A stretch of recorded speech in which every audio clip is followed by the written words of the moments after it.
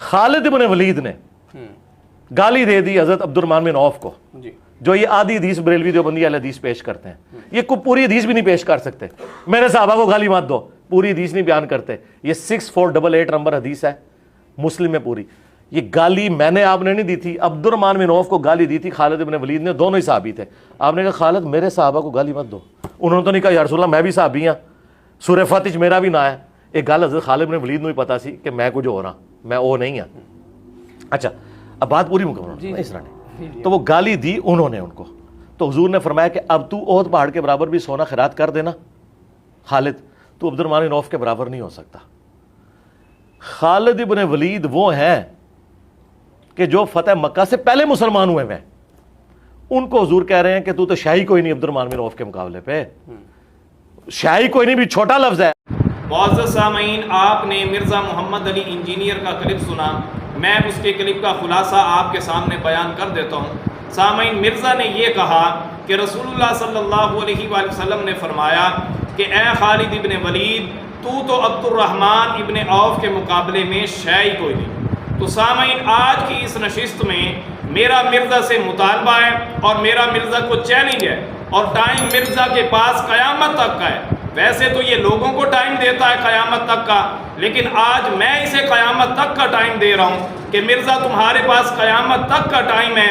یہ الفاظ جو تم نے بولے ہیں اور ان کو رسول اللہ کی طرف منسوب کر دیا ہے کہ رسول اللہ نے فرمایا کہ اے خالد ابن ولید، تو عبد الرحمن ابن عوف کے مقابلے میں شے ہی کوئی نہیں۔ مرزا یہ الفاظ رسول اللہ سے ثابت کرو، یہ الفاظ رسول اللہ سے ثابت کرو، تو سامعین قیامت آ سکتی ہے یہ شخص رسول اللہ سے ان الفاظ کو ثابت نہیں کر سکتا، کیونکہ اس نے صراحتاً جھوٹ بولا اور پھر اس جھوٹ کو اس نے رسول اللہ صلی اللہ علیہ وآلہ وسلم کی طرف منسوب کر دیا۔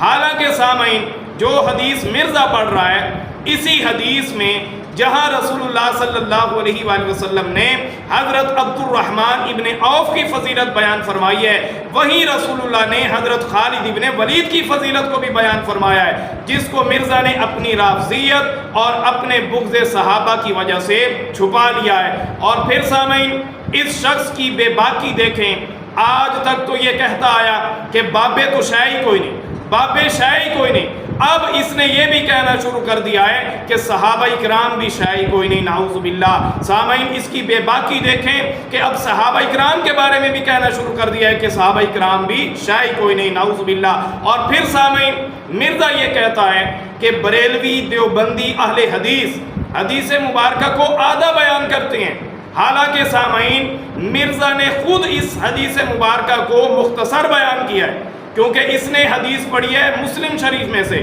اور مسلم شریف میں یہ حدیث مبارکہ مختصر ہے۔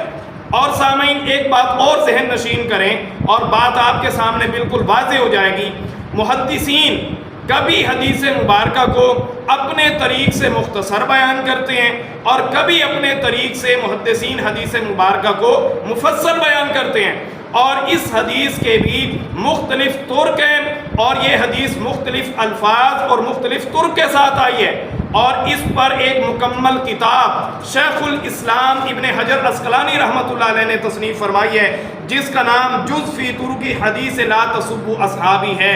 سامعین پتہ چلا کہ یہ حدیث کیا ہے، مختلف طرق اور مختلف الفاظ کے ساتھ آئی ہے۔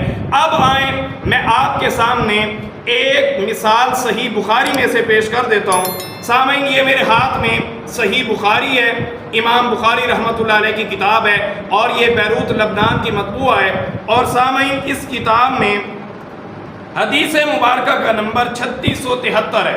حدیث مبارکہ سماعت کیجئے۔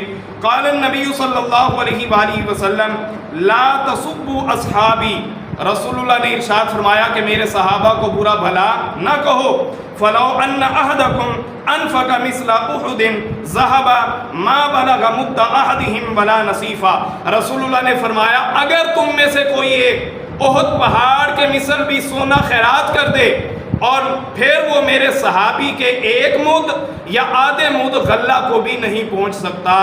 رسول اللہ فرما رہے ہیں میرے صحابہ کو برا بھلا مت کہو۔ پھر فرمایا کہ اگر تم میں سے کوئی ایک احد پہاڑ کے برابر سونا بھی خیرات کر دے تو وہ ان کے ایک مد یا آدھے مد غلہ کو بھی نہیں پہنچ سکتا۔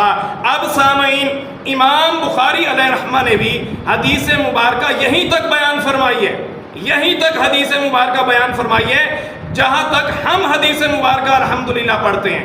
اب مرزا کے بقول چلو ہم تو آدھی حدیث مبارکہ پڑھتے ہیں جیسے مرزا کہہ رہا تھا، اب میں مرزا تم سے یہ پوچھنا چاہتا ہوں امام بخاری کے متعلق تمہارا کیا خیال ہے؟ انہوں نے بھی حدیث مبارکہ یہیں تک لکھی ہے جہاں تک الحمدللہ ہم بیان کرتے ہیں۔ تو مرزا صاحب تمہاری یہ بات کرنا در حقیقت تمہاری اصول حدیث سے جہالت پر دلالت کر رہی ہے کہ تم کس قدر اصول حدیث سے جاہل ہو۔ میں آپ کے سامنے بیان کر چکا ہوں کہ محدثین کبھی اپنے طریق سے حدیث مبارکہ کو مختصر بیان کرتے ہیں اور کبھی اپنے طریق سے حدیث مبارکہ کو مفصل بیان کرتے ہیں۔ اب آئے سامعین، میں آپ کے سامنے صحیح سند کے ساتھ اسی حدیث مبارکہ کو مفصل بیان کرتا ہوں اور آپ کے سامنے انشاءاللہ مسئلہ بالکل واضح ہو جائے گا۔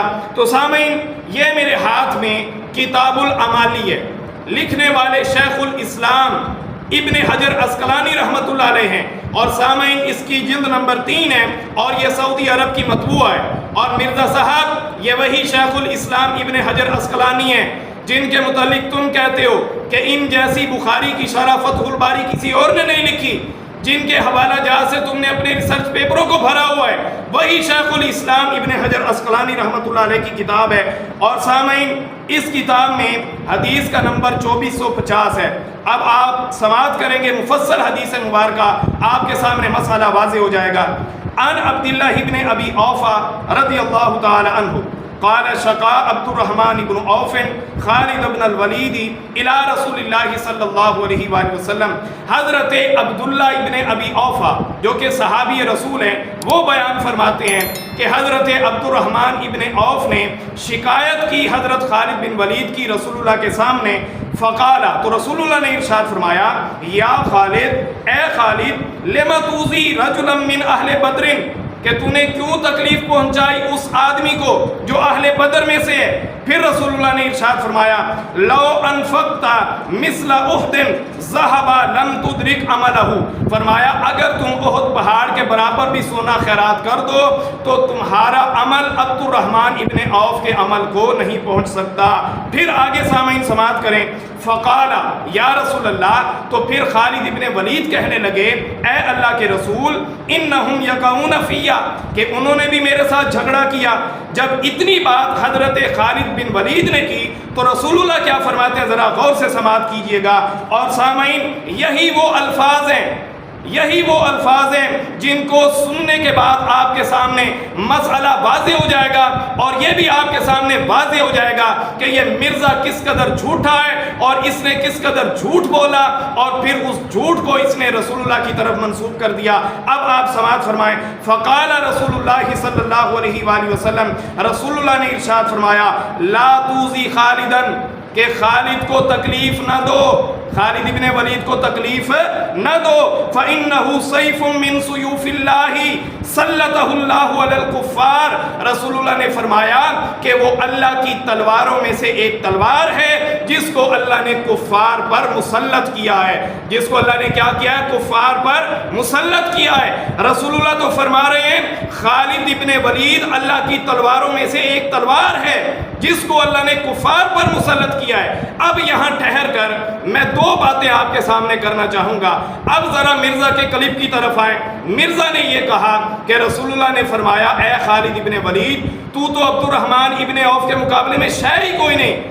اب سامعین آپ نے مفصل حدیث مبارکہ سنی ہے، دکھائیں کہ کہاں رسول اللہ نے یہ فرمایا ہے کہ اے خالد ابن ولید، تو عبد الرحمن ابن عوف کے مقابلے میں شے ہی کوئی نہیں۔ سامعین یہ جھوٹ تھا جو مرزا نے خود بولا اور پھر اس کو رسول اللہ صلی اللہ علیہ وآلہ وسلم کی طرف منسوب کر دیا۔ اور پھر سامعین یہ کہہ رہا تھا کہ یہ آدھی حدیث پڑھتے ہیں. اب میں نے آپ کے سامنے مفصل حدیث پڑھی ہے, آپ کے سامنے واضح ہو چکا ہوگا کہ ادھوری حدیثیں کون پڑھتا ہے اور مفصل اور مکمل احادیث کون پڑھتا ہے. تو سامعین دیکھیں, رسول اللہ تو حضرت خالد ابن ولید کی فضیلت بیان فرما رہے ہیں.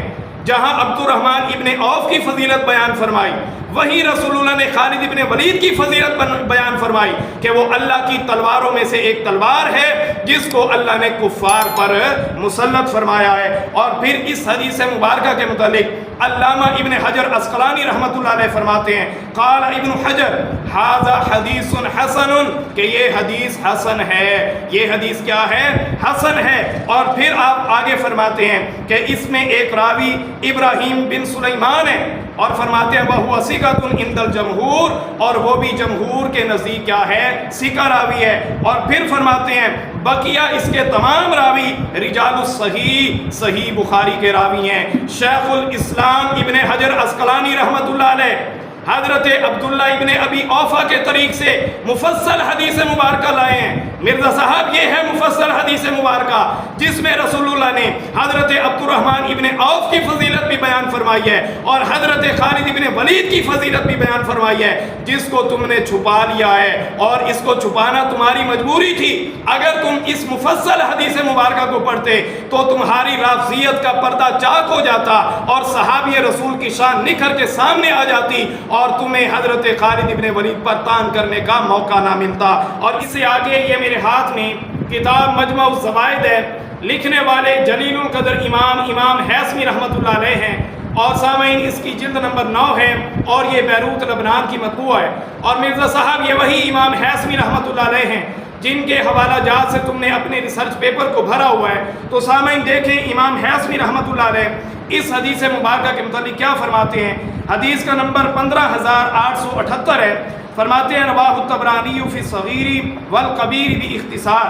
فرماتے ہیں کہ اس کو امام طبرانی نے اپنی صغیر اور کبیر دونوں میں اختصار کے ساتھ روایت کیا ہے. یہاں اختصار کہہ کر در حقیقت امام حیثمی بھی اس طرف اشارہ کر رہے ہیں کہ اس حدیث کو محدثین نے کبھی اپنے طریق سے مختصر بیان کیا ہے اور کبھی اپنے طریق سے مفصل بیان کیا ہے. اور جو طریق میں نے آپ کے سامنے پڑھا حضرت عبداللہ ابن ابی اوفا والا, اس کے متعلق امام حیثمی کیا فرما رہے ہیں کہ یہ طریق کیا ہے؟ صحیح ہے. پھر آگے فرماتے ہیں والبزار بنحوہ, اسی طرح امام بزار نے روایت کیا اور فرماتے ہیں ورجال الطبرانی ثقات, اور امام طبرانی کے تمام راوی کیا ہیں؟ ثقہ ہیں. تو سامعین امام حیثمی رحمۃ اللہ علیہ بھی فرما رہے ہیں کہ یہ حدیث مبارکہ کیا ہے؟ صحیح ہے. اب مرزا اگر تمہارے اندر علمی جرت ہے تو اس حدیث کا دوف ثابت کرو, لیکن مرزا قیامت آ سکتی ہے تم اس حدیث کا دوف ثابت نہیں کر سکتے, کیونکہ دو جلیل القدر امام ابن حجر عسقلانی اور امام حیثمی رحمۃ اللہ علیہ اس حدیث مبارکہ کو صحیح کہہ رہے ہیں, اور دیگر اکابر محدثین کے نزدیک بھی یہ حدیث مبارکہ صحیح ہے. اور سامعین آپ نے دیکھا میں نے آج کی اس نشست میں مرزا کے جھوٹ کا پردہ چاک کیا کہ اس شخص نے جھوٹ بولا اور پھر اس جھوٹ کو اس نے رسول اللہ صلی اللہ علیہ وآلہ وسلم کی طرف منسوب کر دیا, اور پھر اس نے صحابی رسول حضرت خالد ابن ولید پر تان کیا. اور سامعین مرزا نے حدیث مسلم شریف میں سے پڑھی, وہاں پر طریق مختصر تھا.